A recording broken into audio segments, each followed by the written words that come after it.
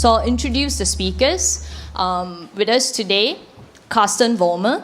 He's a partner of Foster+Partners, heading up the practice presence in this region, Southeast Asia.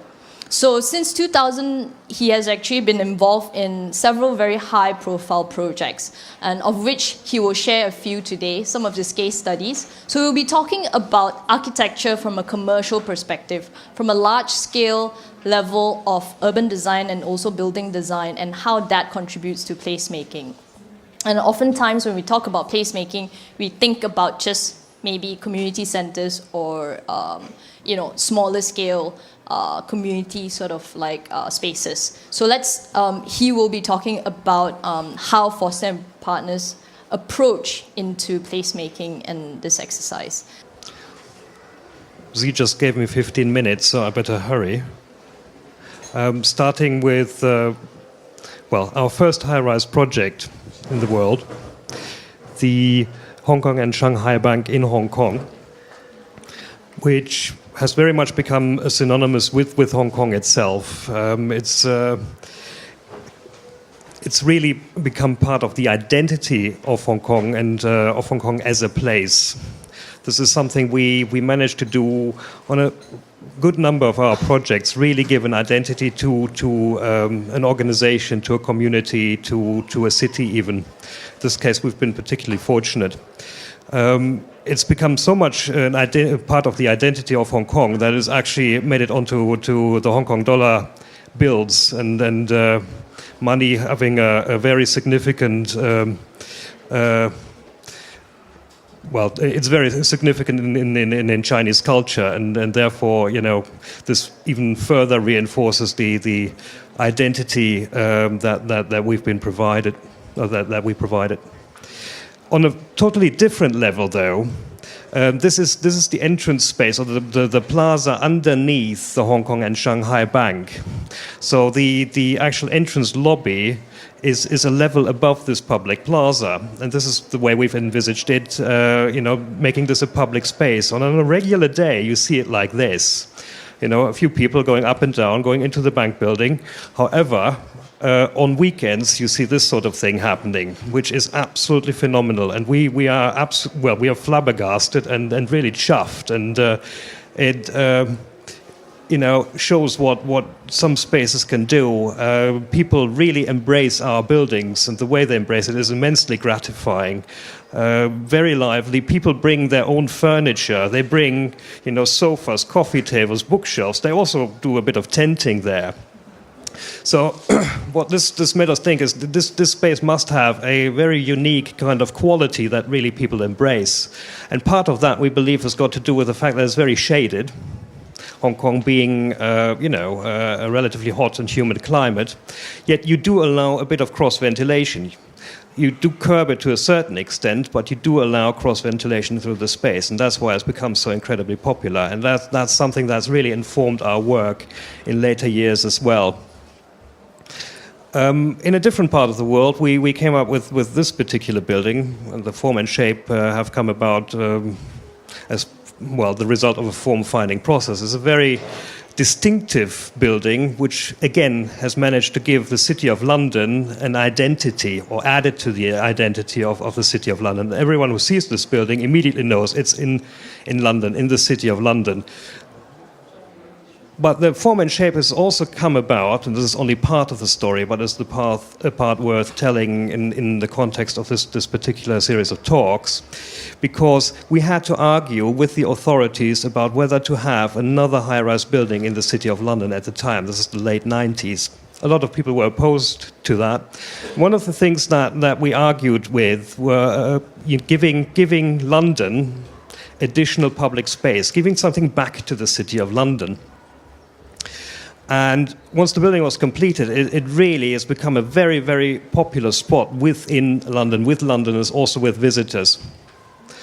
In, summer evenings, pleasant summer evenings are not very, very frequent in London, unfortunately. But during the week, once city workers, as we call them, come out of their offices, this has become immensely popular a space. And it's, not just a building next to it that Londoners identify with. It's a space that Londoners really have embraced, which is, again, something that we, as architects, having contributed to that, find enormously gratifying. There are other levels of meaning that you can add to places, if you like.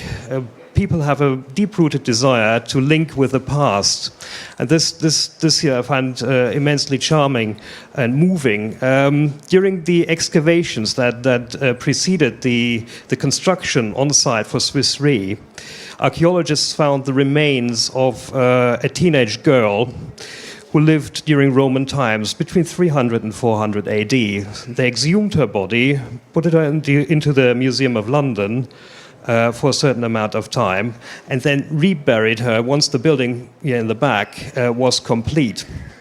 And this was a ceremony. This here is the Lord Mayor of London, not the Mayor of London, the Lord Mayor of London with a priest, the wife of the Lord Mayor, and they performed the ceremony reburying the little girl right next to the building where she was found in the first place. And you see, to the spirits of the dead, the unknown young girl from Roman London lies buried here.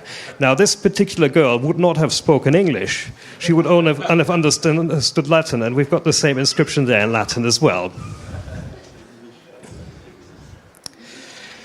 What is immensely important from our point of view to come up with and produce high-quality public spaces is making them work for pedestrians, but also making them work in terms of letting people, giving them an opportunity to rest on occasion.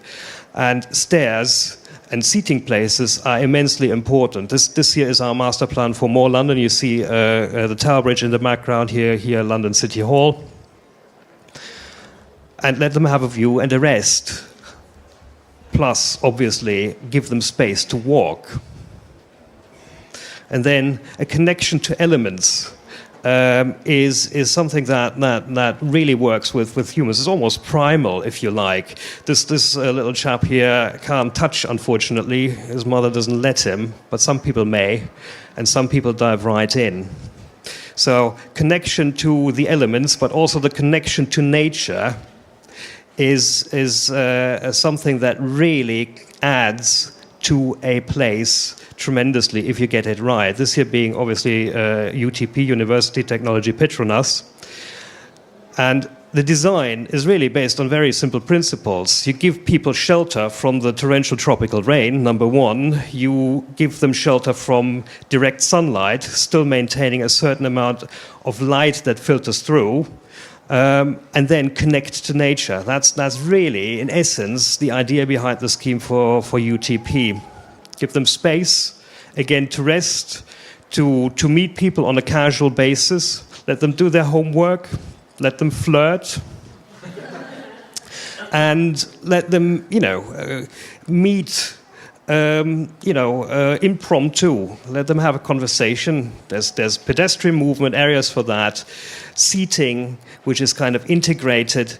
These kind of spaces here, for a university, the social spaces, in our view, are more important than the laboratory buildings or the teaching facilities or the library or the auditorium, which is right next to it.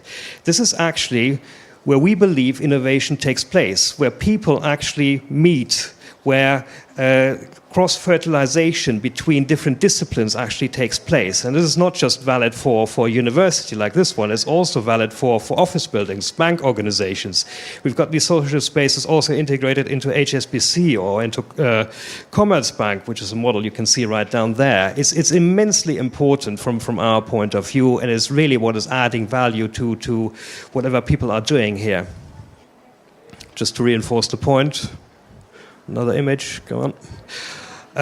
Then talking about, urban spaces and interventions we've done in the past. Giving pedestrian space is from our point of view, absolutely key. This is what Trafalgar Square looked like not too many years ago. It was essentially a traffic island, which very few people actually went to see, well, Nelson's column from the base. A few tourists eventually ventured out there. Londoners never would. And this is after our, well, almost minimal intervention. We cut out the traffic, essentially pedestrianizing the zone between the National Gallery and the island. And we introduced a stair here, 2 lifts, a couple of toilets. That was it. We almost did nothing. What really was hard work, though, was convincing the authorities that this sort of intervention would not cause traffic collapse. So we did a lot of research. We looked at pedestrian flow, we looked at traffic flow, eventually saying it has only minimal impact. In fact, we now know it doesn't have any. In fact, we now know the less space you give traffic, the more it will disperse, in actual fact. But we did a lot of research on this, which eventually also informed work that we were to do then in the future. It works perfectly, and it's really giving space back to people. Again, giving them space to walk, giving them space to rest, giving them space for entertainment.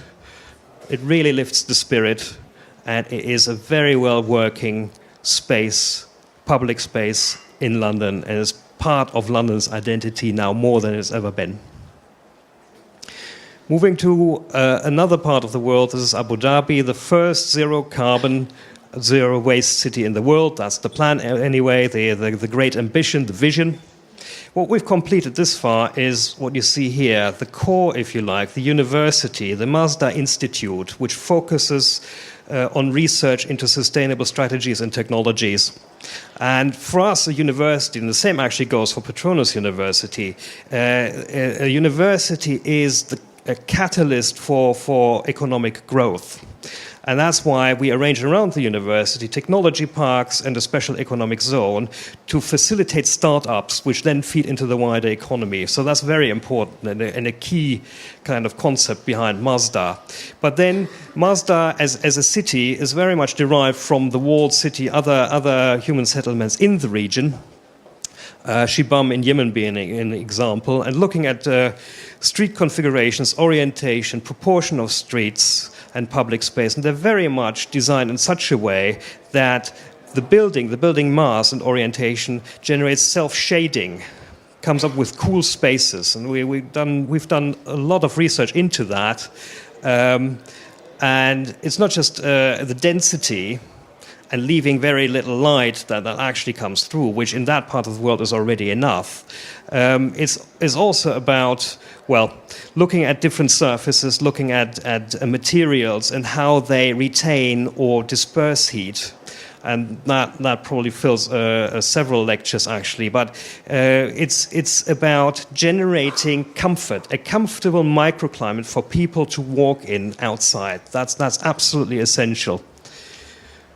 And these are the spaces we eventually completed. Again, not just walkable, but there are places to rest, to sit, to converse. And it's incredibly popular. One other thing, I talked about rooting in the past, into history. Our schemes are always a response to a context, and that may be an environmental context, it may be also a historical or cultural context. This here is a reinterpretation of a Moshrabiyah wall or screens, and we reinterpreted them in a modern way, if you like. This is glass reinforced concrete, using the sand that's actually there in that place, and that's what gives you the color.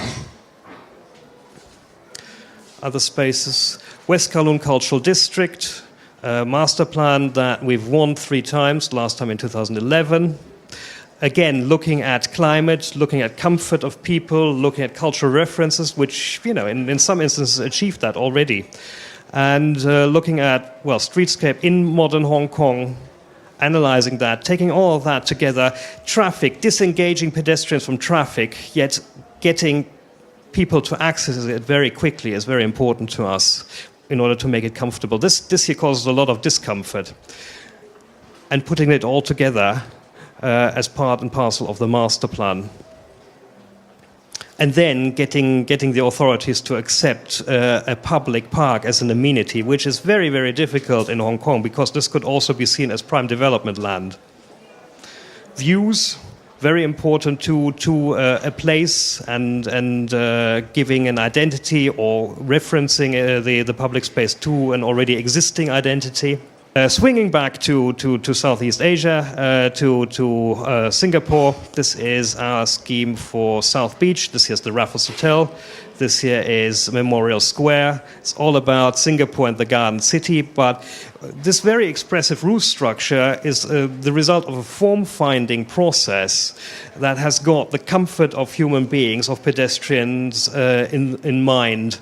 It's formed and shaped so that it scoops the moving air down to pedestrian level. As long as you've got 0.6 meters per second air movement, you're relatively comfortable, provided you're not dressed in a suit with a tie, which would be for this sort of climate outside just inappropriate.